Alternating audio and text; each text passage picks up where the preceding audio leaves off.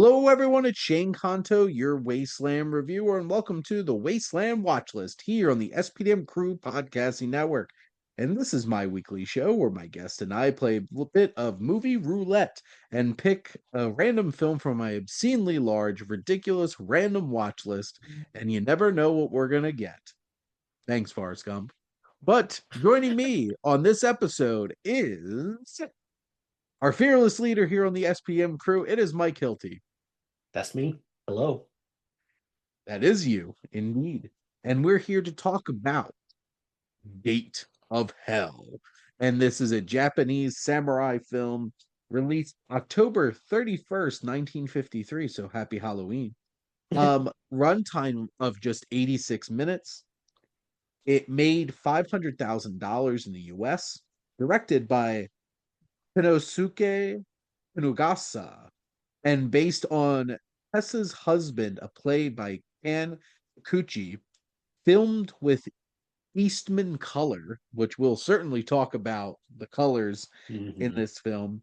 This is the first color Japanese film to be released outside of Japan. Hmm. This won Best Costume Design and Best Foreign Language Film at the 27th Academy Awards and won the grand prize at the 1954 Cannes Film Festival. So this was a pretty lauded film for the time. And a samurai pursues a married lady in waiting. And That's that is the that's it. synopsis. Yeah, that's it. That's it.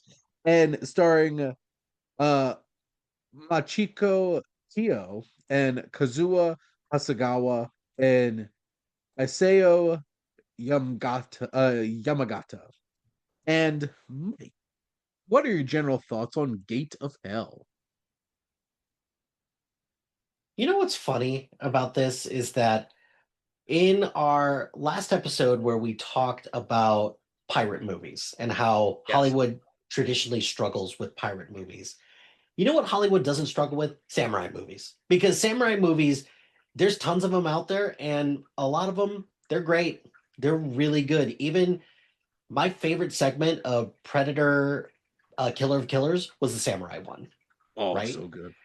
And it's because that there's something about samurai culture and even expanding upon that Japanese culture that is Yep. steeped in things like tradition and honor and Mm.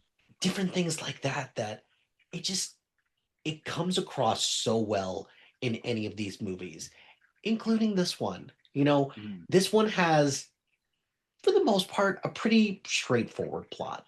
And it's 86 minutes, so like Mm. there's not a whole lot happening in this, but there's still intrigue with it. I thought the performances were great. That costume Oscar, yeah, like definitely deserved it for that.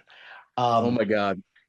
and I don't know, like this is one where to me this feels like if anybody is looking to like dip their toes into foreign movies, this would be one that I would be like, try this one. This one's pretty non-committal. So like if someone's looking to dip their toes and they want something that, fairly easy to understand and, pretty straightforward plot and it's short, give this one a crack. Yes, first off, costumes, the pinks, the blues, the oranges, the greens, they're just so rich. Mhm. And the Eastman color of this is rich and textured. Like we were just talking about Adventures of Robin Hood on another episode of a different show we were recording. That's ah, like it's so bright.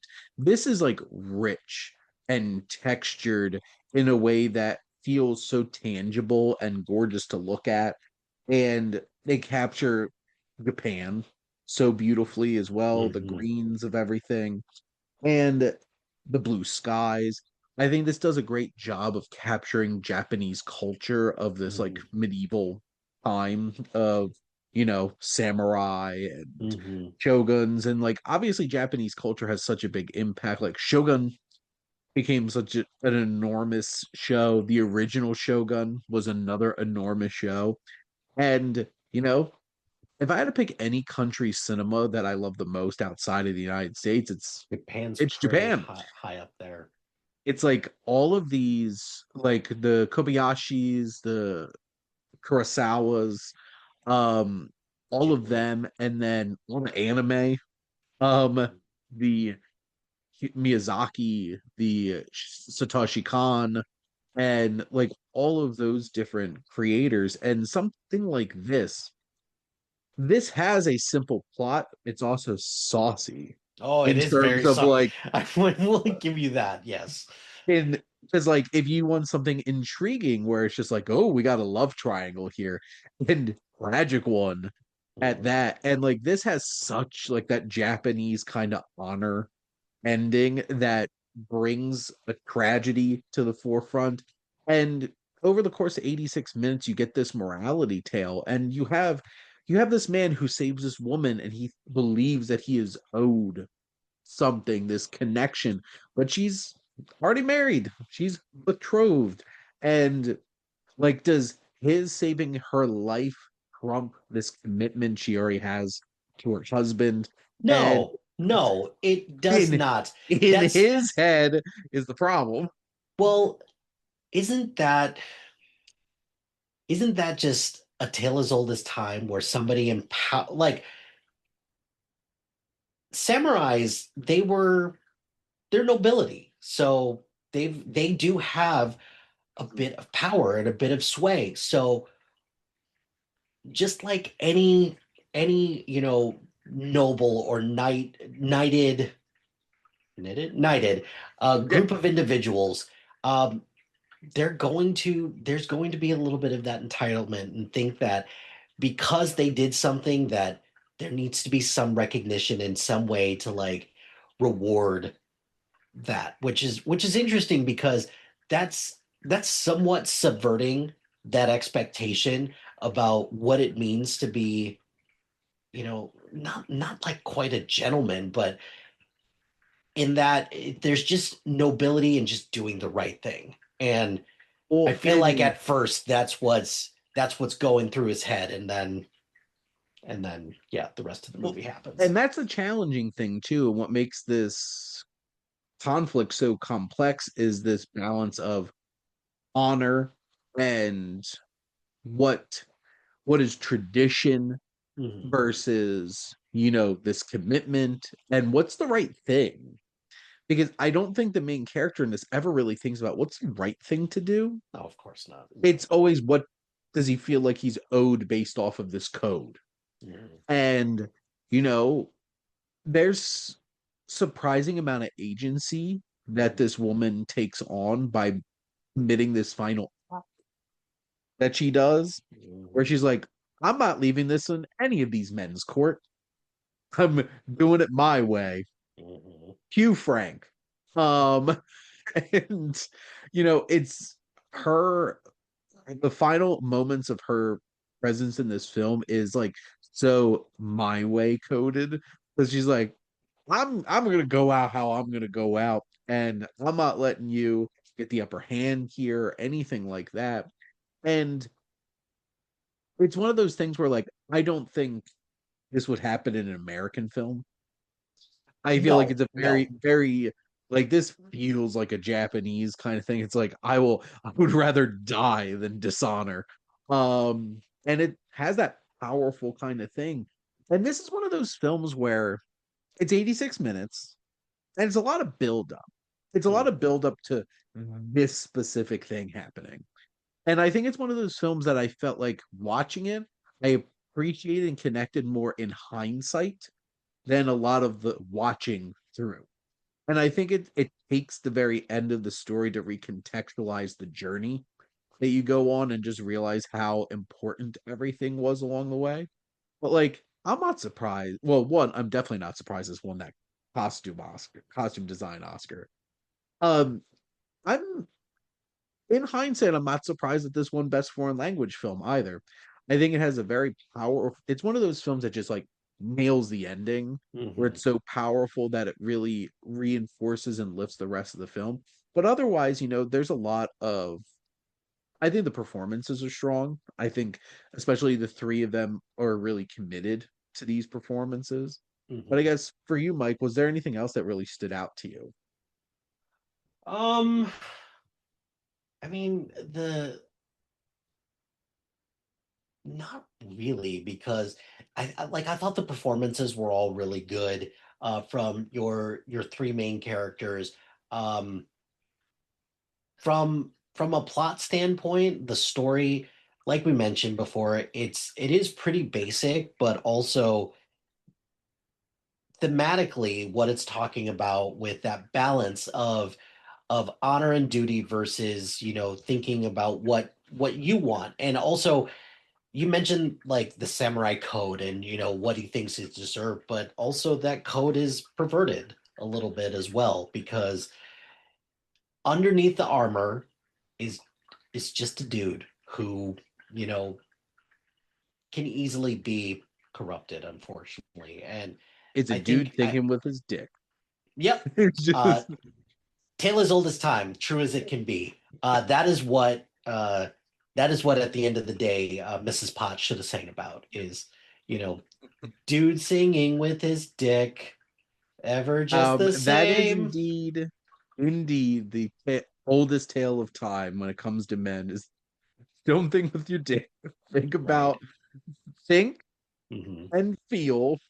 Just don't think, well, I saved her. I deserve to have a bit of that. Just Right. like, no, man, relax. And, you know, this has tragic consequences. And I appreciate the film didn't pull punches. Like, is it melodramatic that it went to this length? But like that, I feel like that is like Japanese cinema is like, we're gonna go big. And I appreciate that about it. Yeah. I think most impressive to me about this is that it won the top prize at the Cannes Film Festival.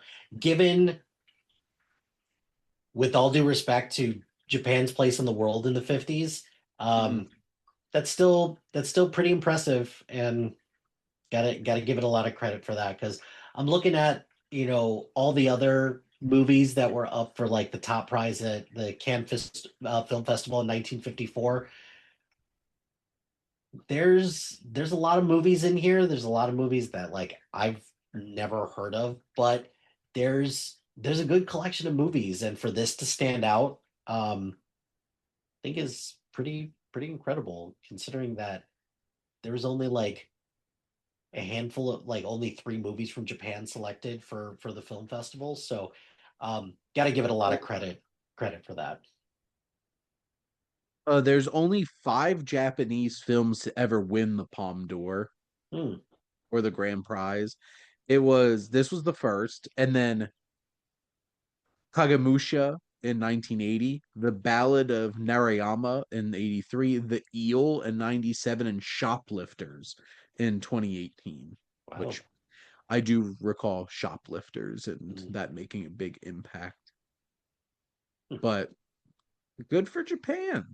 Yeah, good for that. And also considering that the time that this came out and how what this is saying about power and Mhm. just this just a very feudal code and different things like that. Given Japan's place in the world, it also feels like a timely message as well.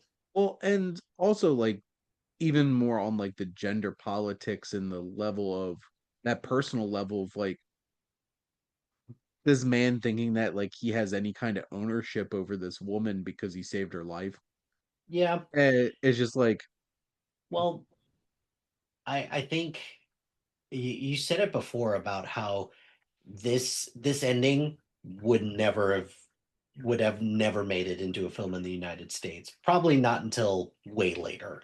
And even then it would have been controversial. And I'm assuming like I feel pretty confident in saying that the ending in this for Japanese culture would be like, yeah, okay, she did the honorable thing. She will sure, not let her honor be disgraced by this man.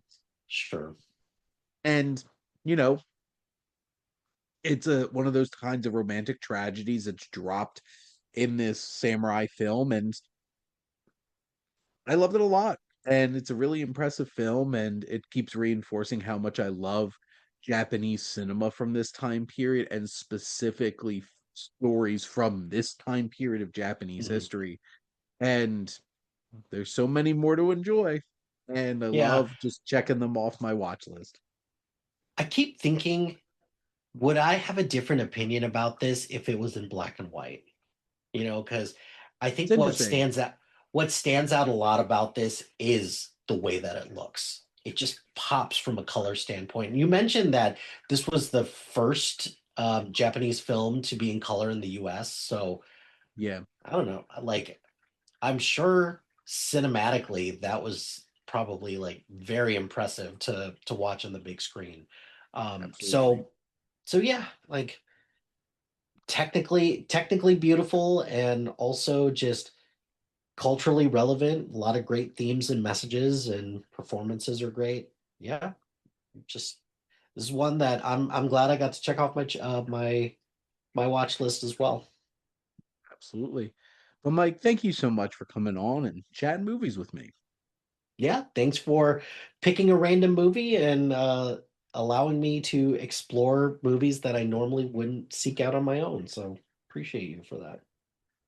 And thank all of you for listening. Make sure to like, comment, and share on this episode. What is your favorite film of Japanese cinema, and maybe specifically of this era in Japanese history with samurai films?